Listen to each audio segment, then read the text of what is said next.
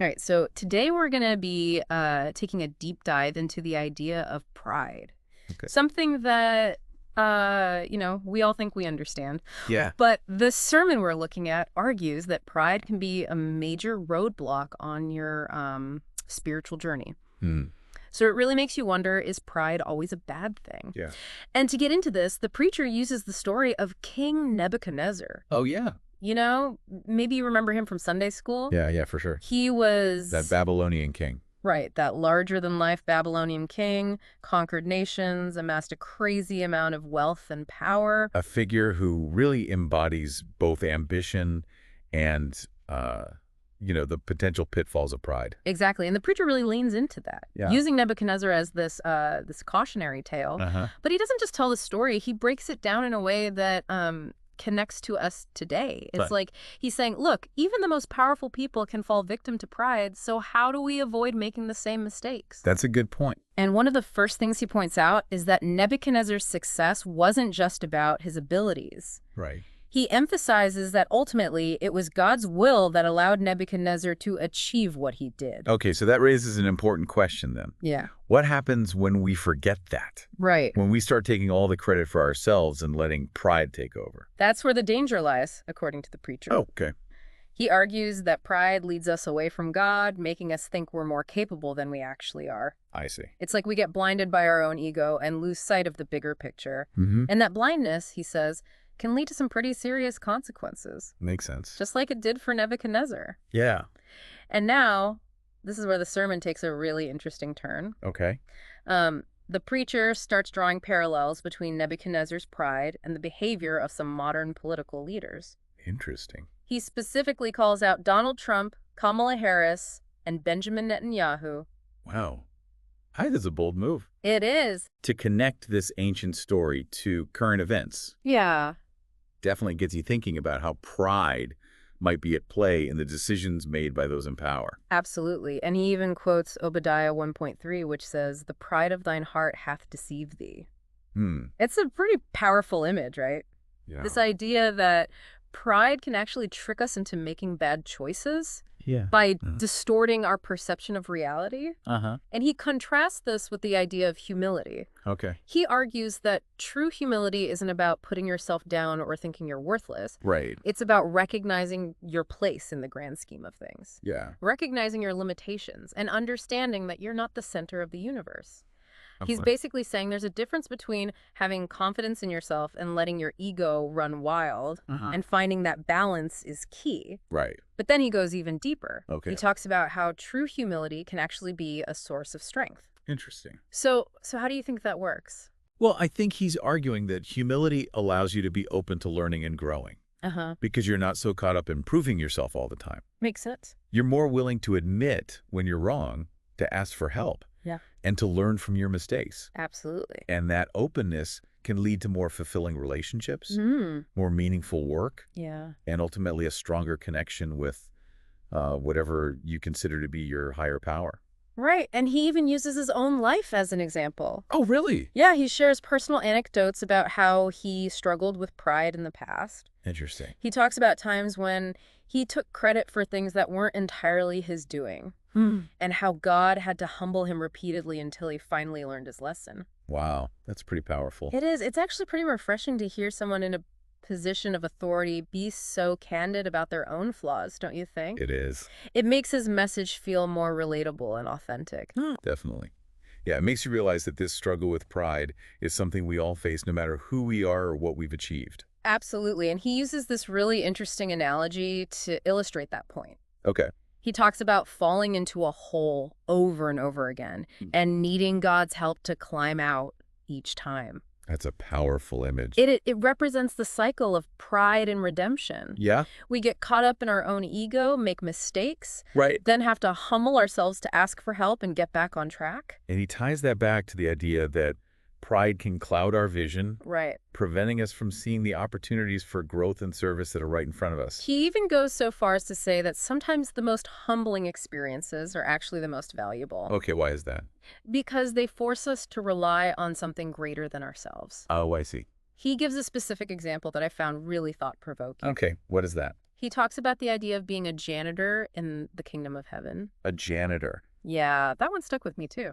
Interesting. He says that even if your role is seemingly insignificant, like being a janitor, you should strive to be the absolute best janitor you can be.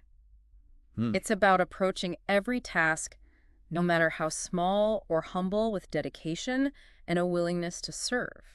So it's not about the type of work you do, but the attitude you bring to it. Exactly. And that connects back to his earlier point about recognizing your place within a larger plan. Right. When you're focused on serving something bigger than yourself, it doesn't matter what specific role you play. You're contributing to the greater good. That's what matters. And then he goes on to talk about the importance of community. Okay. And how being part of a supportive group can help us stay grounded and avoid falling into the trap of pride. Especially as that community grows. Right. He emphasizes the need for accountability. He encourages listeners to be willing to call each other out when they see pride creeping in. Not in a judgmental way, but out of love and a desire to help each other grow. So like constructive criticism. Exactly. And he highlights a specific member of his community, praising their humility and dedication to sharing their faith with others. Okay. He talks about how this person consistently puts themselves out there even when it's uncomfortable because they see it as their duty. That's a great example of how humility can be a driving force for positive action. And it ties back to his overall message of endurance. Okay. He's urging us to be persistent in our faith and our commitment to serving others, even when we face setbacks and challenges. And how does he illustrate that idea? Well, he brings Nebuchadnezzar back into the conversation. Nebuchadnezzar again. Right, recounting the story from Daniel 3.28, where the king acknowledges the power of the God of Israel after witnessing the miracle of Shadrach, Meshach, and Abednego surviving the fiery furnace. Oh. It's like he's saying, look, even a powerful king like Nebuchadnezzar was humbled by the power of God. If it can happen to him, it can happen to any of us. But didn't we already talk about Nebuchadnezzar's humbling experience earlier? We did, but then he points out something really interesting. What's that? Even after that experience, Nebuchadnezzar still seemed to struggle with pride. Really? He had these moments of clarity where he recognized God's power, but he still seemed to have trouble fully surrendering to it. So it's like a constant battle. Yeah, which makes you think about how deeply ingrained pride can be. Right. It's not something you just overcome once and for all. Exactly. It's an ongoing battle that requires constant vigilance. And then he shares another example of Nebuchadnezzar's struggle with pride. There's more. This time referencing the story from Daniel 3.29, where the king makes a decree that anyone who speaks against the God of Israel will be cut into pieces. So he's trying to force his own understanding of God onto others? It seems that way, and I think the preacher uses this as a cautionary tale about the dangers of imposing our beliefs on others. That's a good point. True faith shouldn't be about coercion or control. Exactly. It should be about sharing your beliefs with humility and respect for others, even if they don't agree with you.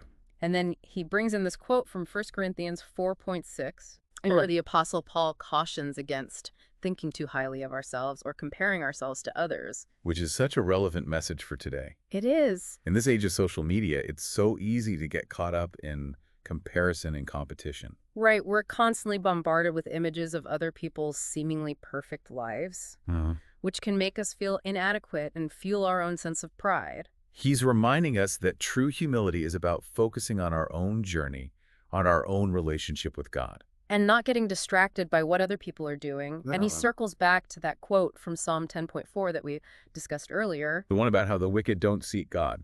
Exactly, because they're too consumed by their own pride. It's a sobering thought. It is. It suggests that pride can actually prevent us from connecting with something greater than ourselves. Yeah. From experiencing the love and support that's available to us if we just let go of our ego. And then he finishes this section of the sermon with a truly powerful verse from Romans 8:3839. That's the one where he reads, "For I am persuaded that neither death, nor life, nor angels, nor principalities, nor powers, nor things present, nor things to come, nor height, nor depth, nor any other creature shall be able to separate us from the love of God, which is in Christ Jesus, our Lord." Yeah, it's a beautiful and reassuring message. It is. He's emphasizing that no matter how badly we mess up, no matter how often we let pride get the best of us, yeah, God's love is always there for us. It's like a safety net, you know? Yeah. Knowing that we're loved unconditionally can give us the courage to be more vulnerable, to admit our mistakes, and to keep striving for humility even when it's hard. And that's what makes this sermon so powerful, I think. Yeah. It's not just a lecture about the dangers of pride. Right. It's a call to action, a challenge to actively cultivate humility in our everyday lives.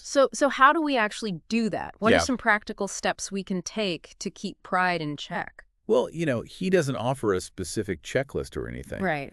But he does emphasize the importance of self-awareness. Okay. He encourages us to pay attention to our thoughts and actions, to notice when pride is starting to creep in, and to consciously choose humility instead. Almost like we need to develop this internal alarm system that goes off whenever we start getting too big for our britches. Exactly. And he stresses that it's an ongoing process, Yeah. There's no finish line when it comes to cultivating humility. Right. It's a lifelong journey of learning and growth. And he also talks about the importance of surrounding yourself with people who can support you on that journey. Oh, absolutely. People who will hold you accountable and challenge you when you need it. Yeah. He emphasizes the role of community in keeping us grounded. And helping us stay connected to something bigger than ourselves. It makes me think about how our culture often glorifies pride and individualism. Oh, for sure. It's almost like we're conditioned to believe that we have to be the best. Yeah. To stand out from the crowd. Right, to constantly prove our worth. But this sermon really challenges that mindset. It does. It suggests that true fulfillment comes from a place of humility, from recognizing that we are all interconnected, and that our individual achievements are often the result of support from others and from something greater than ourselves. So as we wrap up this deep dive, I think the key takeaway is this. Okay.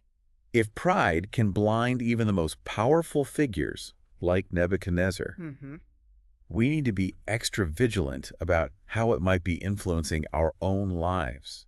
It's a question worth pondering, isn't it? It is. What subtle ways might pride be affecting your decisions? Right. Your relationships, your overall perspective? And more importantly, what steps can you take to cultivate genuine humility without losing sight of your own value and worth? That's the real challenge. It is. And it's one that we all face, no matter where we are on our spiritual journeys.